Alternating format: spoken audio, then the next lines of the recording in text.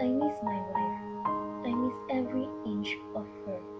I promised her that this will be my last day, and when I come back, I will stay with her forever. Our ship is one of the largest ships that I've sailed onto with 5 officers and more than 20 people in our crew, and all of us were merchants. Two, Three, four, five, six, 7, eight, 10, 11, 12, 13, 14, 15, 16, 17, 18. This ship carries most expensive and exquisite articles, jars and pots made of gold and tapestry made of fine silk.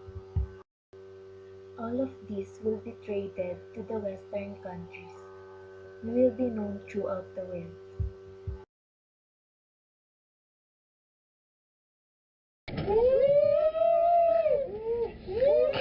Everyone is enjoying the travel, and as we end the celebration, one of our crew saw something and shouted, Two large ships were approaching! The pirate leader boarded the ship.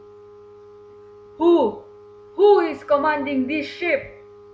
No one talks and he killed one of our crew. Ah! I. I will kill one person every hour until someone talks. Everyone was scared because of him. As the commander of the ship, I stood up for the sake of everyone.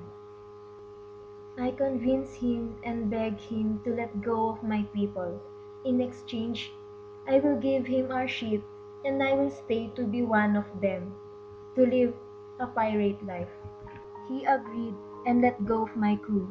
I live a life of a pirate, but even though I was alive, my heart and my soul was as good as dead because I know that I would never see my wife again.